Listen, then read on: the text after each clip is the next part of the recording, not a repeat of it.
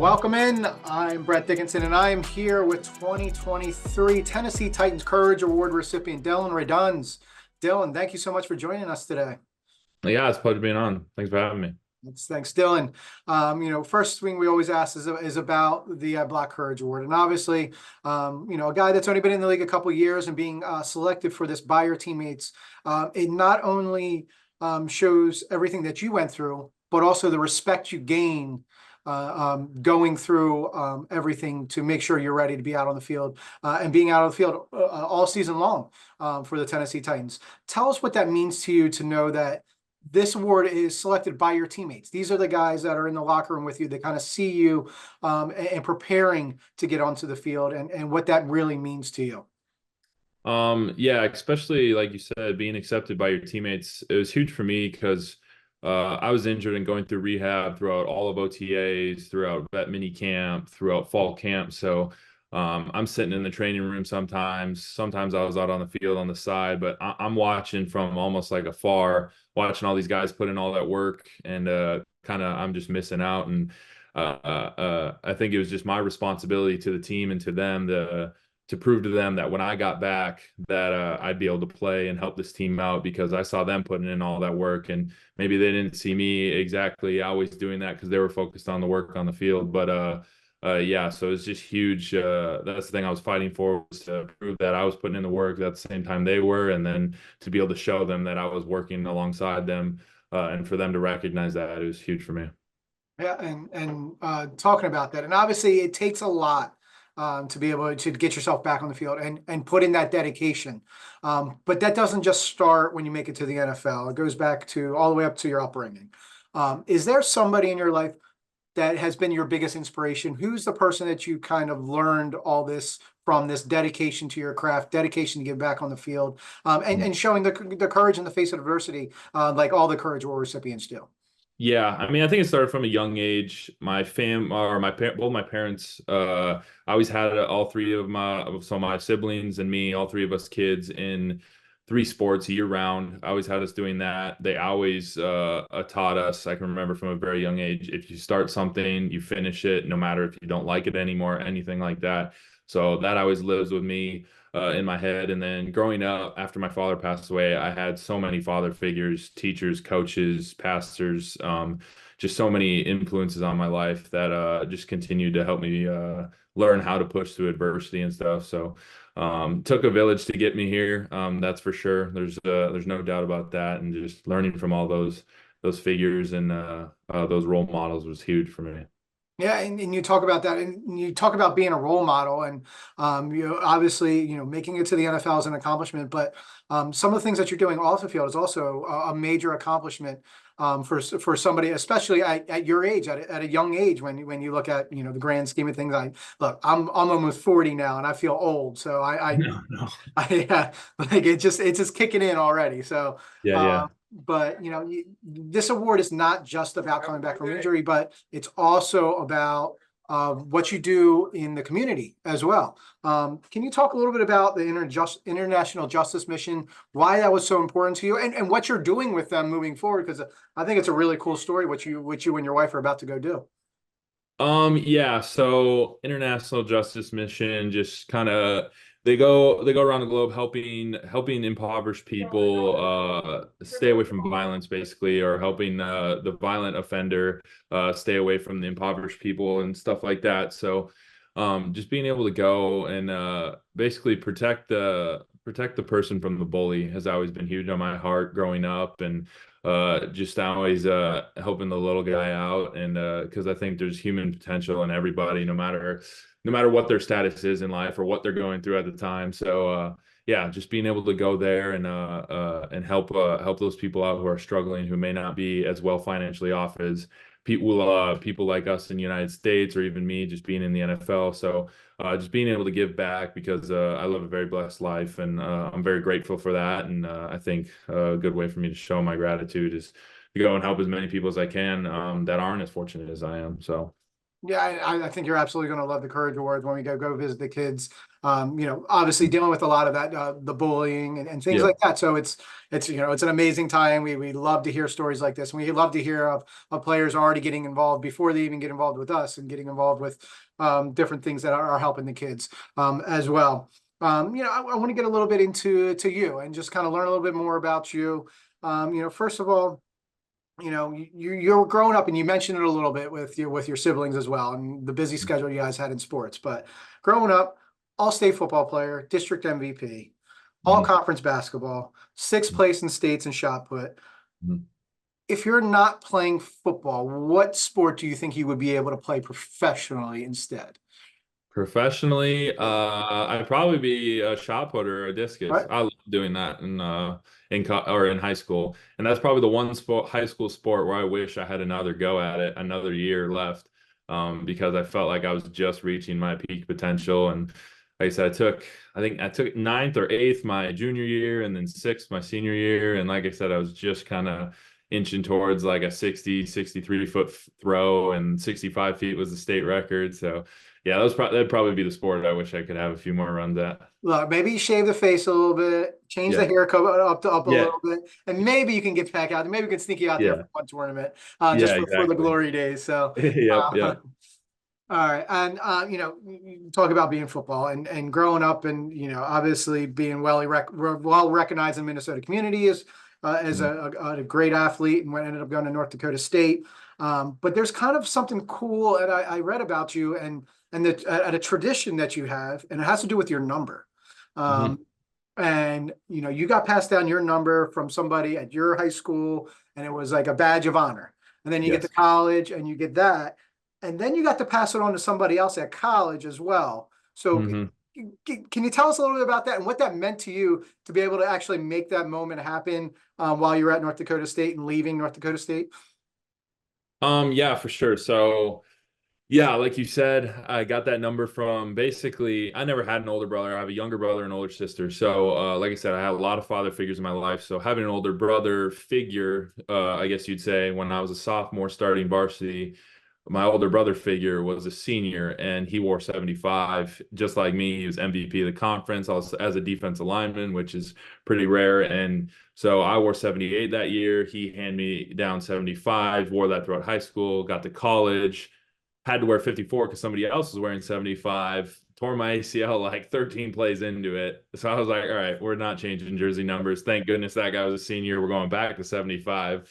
Wore 75 throughout the rest of my career in college. And then, like you said, my brother found his way to North Dakota State. And so, just like in high school, when I was a senior, wore 75, the next person to wear 75 was my brother. So then in college, I wore 75. Next person wore 75 was my brother. So being able to hand that number down, I don't know, it's just something cool about it. Having my brother uh, follow my footsteps, that so to speak, but also just having that influence that he was always there to support me, and he was always there to yeah, just to be next to me. And yeah, it was cool to just hand it down to him and let him do his thing. And so yeah, hopefully 75 will be wearing that for quite some time still. That was a good segue because I wanted to ask you about that question. Yeah. All right, the Titans, you got your first round draft pick. Guy walks in, wants to wear number 75. Is there anything he could do to get that number off of you, knowing what it means to you and your family, or is that kind of just like, I'm going to keep this. This is me for the rest of my life? Maybe if he's got a little bit cooler of a story than mine, because there's the money thing. I definitely am not going to ask for money for that. But other than that, maybe if he asks for a cooler number or if somebody forces me. But yeah, it'd be hard to give up 75 for sure. There you go. There you go. All right. And now talking about you just kind of off the field, there's look, I've done a little research, so I'm looking into this a little bit, and you picking up some interesting hobbies. You golfing, obviously a lot of guys golf, playing the guitar, always, something that's on every guy's bucket list. I wish I'd learned how to play the guitar. Yeah. Hog hunting. Good.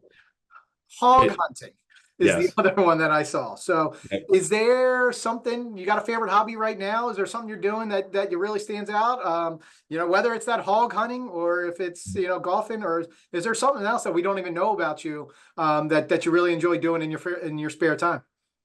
I mean, this off season's definitely the golf thing.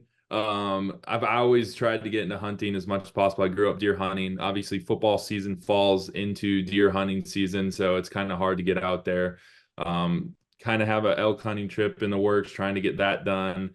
Um, but another thing that maybe I've tried to do a few lessons for is get my pilot's license. So I did a discovery flight 2 years ago, took a few lessons, and then tore my ACL last off season, so I couldn't do anything last off season. So yeah, we'll see where that leads into the rest of this off season, trying to get back into that. I always thought that would be a cool thing to be able to do is get my pilot's license. So All right. Well, we're not going to tell your coaches because it sounds like you have a lot of time on your hands. So yeah, we're not going to yeah, let yeah, them know that you got too much time on your hands. yeah, So yeah, we'll exactly. let that one slide. All right. All right. Now I'm going to ask you a couple questions. Now, all these questions come from the kids around the country at the various Courage houses. Some of these are pretty tough ones. We've stumped a couple players before in this, and we've had some really interesting answers for some of these as well. So I'm going to start with I'm going to start with an easy one, and that's growing up. We might have already touched on this moment as well, but growing up, before you got to the NFL, is there a moment in your football career that you look back on and say, that was really special? This is one that I'm going to hold on to forever. This is the one I really think of fondly the most. Um, yeah, there's definitely a few. I'd say winning so my brother's 2 grades below me. So winning a state championship my senior year and being able to hug my brother after winning it and having him play in the game as well. That was probably the biggest one because like I said before, my dad passed away when we were in 7th grade. He's the one who initially moved us to this school called Becker, Minnesota. Great coach. The head coach, I don't know if you knew this, he's the only coach who's ever coached at Becker High School. He started the program. He's been the coach there for 50 something years. So just traditionally been great. Dad moved us there, got to win 2 state championships, and one of them was with my brother. So that was a huge one. And then probably the moment in college where my O-line coach, Connor Riley, he's like, you can play in the NFL if you want to.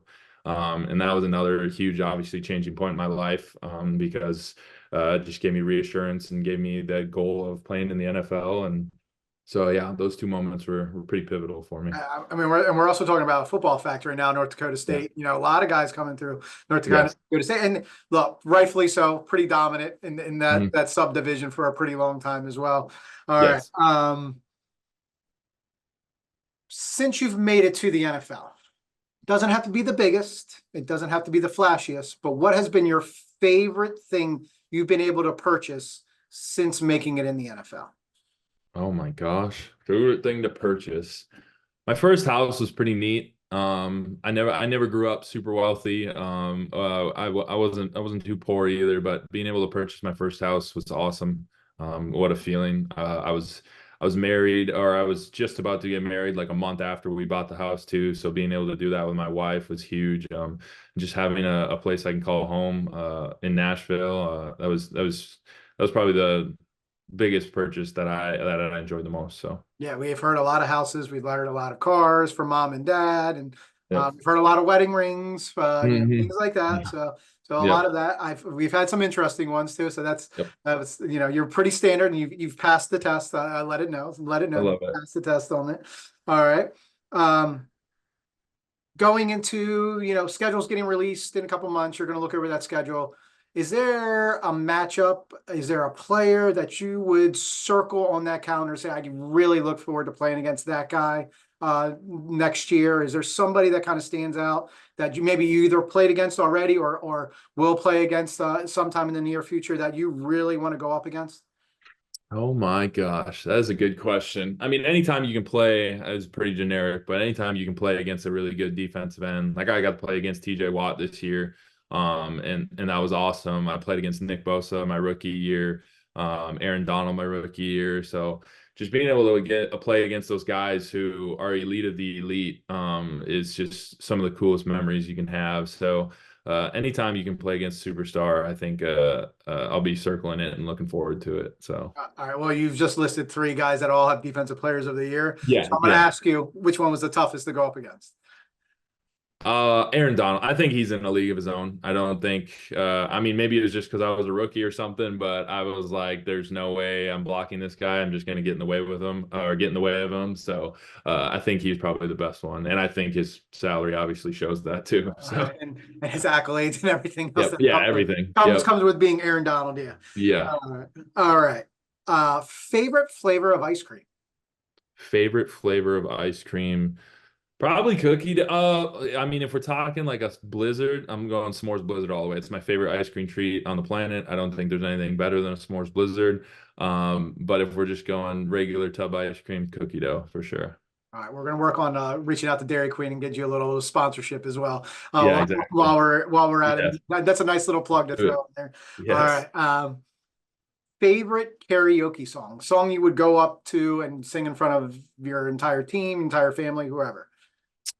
Probably Dixieland Delight. Okay. Yeah, yeah, All probably. right. That would probably. I've sang that one so many times at weddings, at bars. It's yeah. I've got that one in the memory bank for sure. All right, I mean, that's good. Obviously, you're a veteran of a karaoke. There's some guys that are like, I have no idea, and they sit here, and then we have the awkward silence, and I'm like, all Yeah, right, yeah, hey, we'll wait, think yeah, about yeah, it, yeah. and then 2 minutes later, they're like, oh, I got it. So I that do. was good. You had that right in your back pocket. All Yeah, right, and yeah. then last one from the kids. It's kind of turned into a pretty obvious answer for most of the recipients to answer this one, but especially after the past couple of years. But as of right now, who's the best player in the NFL? Who's the best player in the NFL? Yep. Holy smokes, there's so many good ones. Oh my gosh. I mean, I don't want to say a quarterback because that seems generic, and I think we all know who when we say Right. quarterback. That's And the I'm a guy. big That's the common answer that we were going at, and he's also part of this 2023 Courage Award class as well. So just let okay. you know. So Oh, well, shoot. Well, there you go. Oh yeah.